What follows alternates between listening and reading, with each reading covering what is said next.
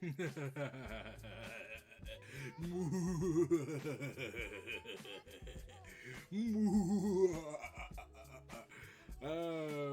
yeah, this was coming. Wrestle Kingdom is over, and after the historic crossover of New Japan Pro Wrestling and Stardom, I was curious to know how they'll book the women's division. And oh god, I would be sitting here right now talking about the match, the story, the pacing and everything, and probably make interjection comments of unknown proportions.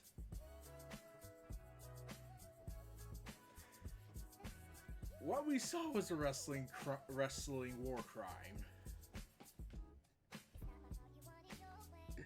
You mean to tell me, on a show where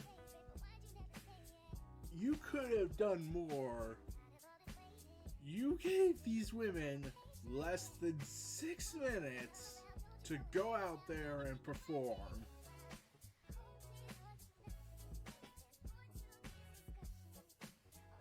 I have questions about that. Why was this match short? Was one of them injured? That would at least make sense, but then that would also make me question, why did you have them wrestle when they were hurt? But that's a different matter. Why and they touted this match as a big deal because this is the first time women have fought at Wrestle Kingdom since the 90s, which is saying a lot, but nope. No, they decided, as far as we're aware of, they were perfectly alright. We're just going to give them less than 6 minutes. We're going to make AEW Dynamite have more respect for women's wrestling in their major show than New Japan, than us. I mean, like, at least. Like, it starts off hot with this, and then it just, nope, it's over. It's like,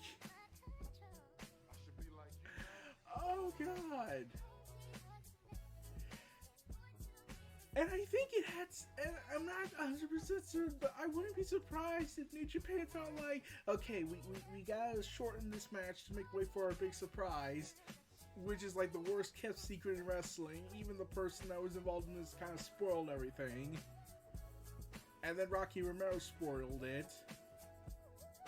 So we're kind of crunching the numbers here.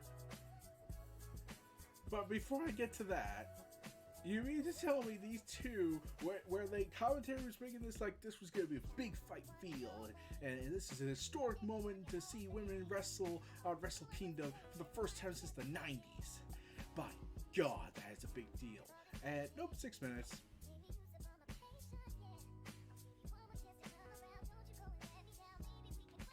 How? I said this already, but how do you not give them at least 10 minutes?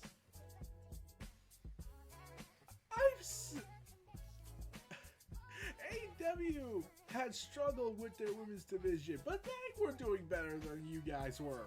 And you had a whole show dedicated to them. Kairi was the main event.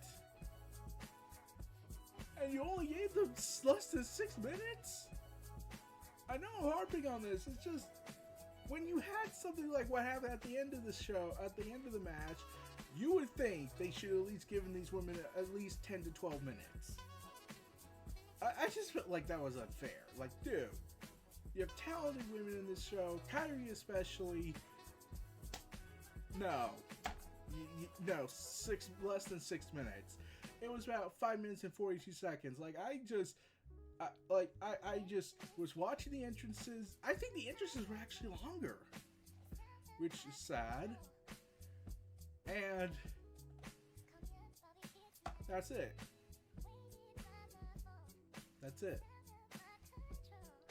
So Gato has committed wrestling genocide with this act. By God. Okay. But luckily, we will hopefully get everything sorted out with our newest thing. After Kairi won the match and was ready to celebrate, the lights went out and we got Mone.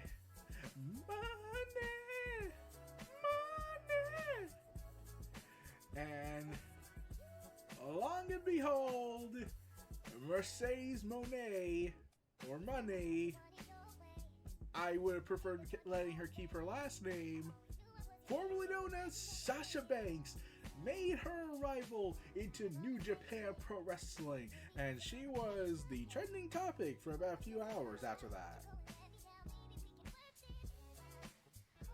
Let's double check.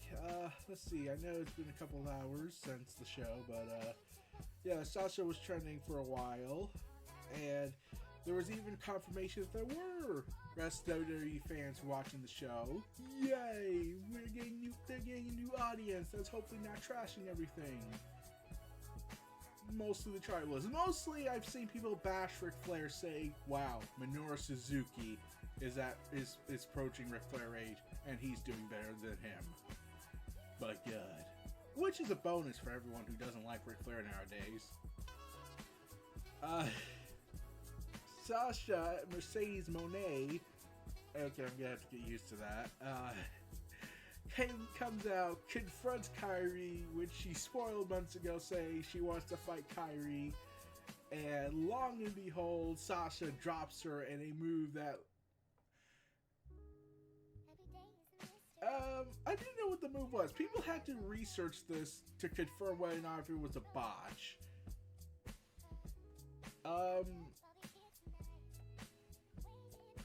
It was a move.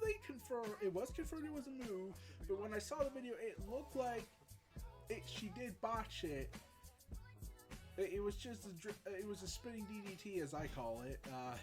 Let me see what the name was. One of my friends shared it on the. Yeah, apparently Mercedes was supposed to hit a. Was supposed to hit a spinning DDT, as I call it, but she apparently messed up the move.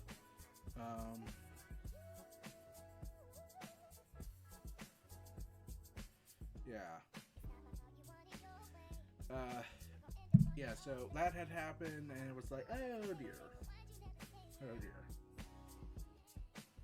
The Tribalists are gonna have a field day with this of WWE. They're gonna start screaming outside their windows, try to go to Japan. Oh, don't get me wrong, they're probably gonna do that. Like I've seen Tribalists bring fan signs promoting their social media accounts at AEW shows, spending no doubt hundreds of dollars just to promote certain Tribalists, saying AEW fears them because they want to watch things die at a distance to make them feel better. Or as a popular video once says, "You are a factory of sadness!" So naturally they're going to probably scream at the Tokyo Dome when January 21st comes around. They're going to book a flight to Japan, scream at the top of their lungs saying that New Japan is a factory of sadness, then go back and tweet, "I went to Japan and screamed at the Tokyo Dome. I have succeeded in life." Did you do anything else? No. You went to Japan to scream, and then you spent thousands of dollars to get back here very quickly to tweet this. Yes.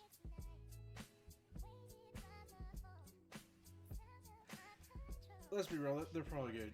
There's going to be at least that one a-hole that does that on social media in reality. I won't be surprised. In fact, I'll probably cry. But yeah.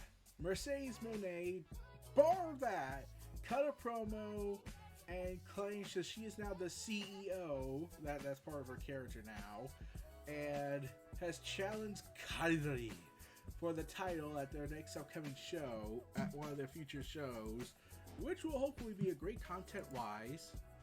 Let's see, what was the show Mercedes challenged her at? Mercedes Mone, yeah, I'm gonna have a hard time getting used to that. Man. Like, it's hard to get used to that name, I feel, for me, but, Battle of the in the Valley on February 18th. Yeah, Battle in the Valley, February 18th. And the commentators then reported that tickets instantly sold out. So, I think New Japan got good business out of that. So, we're good. But, it's going to be a stellar time, hopefully, and we're going to get a much bigger match and, you know, better quality. I do feel bad for Tam and Kairi for having to be the first women's match in the history of Wrestle Kingdom since the 90s to only get less than 6 minutes. What the hell, Gato? Gato, did the Yakuza have something to do with this? Talk to me. I'm here for you, man. I mean, probably you could be involved with that. Yeah, I'm referencing Kota Ibushi and what happened with him, but like, oh god, damn it. But yeah. Tam, Kairi, I hope you get another match that fixes the redeems your 6-minute short fest. Sadly, I wish we could have talked longer about that. But Mercedes Mone, welcome to New Japan Pro Wrestling. We'll no doubt see you on January 11th, since she also teased in her press conference from one of my friends transcribing it. Apparently she said this: Japan is lucky to have her first.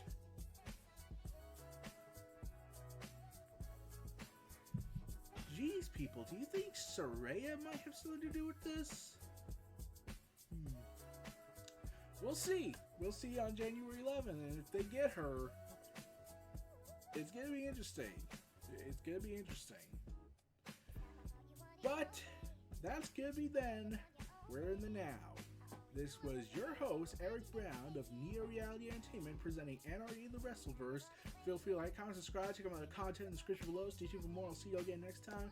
And welcome to 2023, because, oh god, there is more content to come about this show. Especially,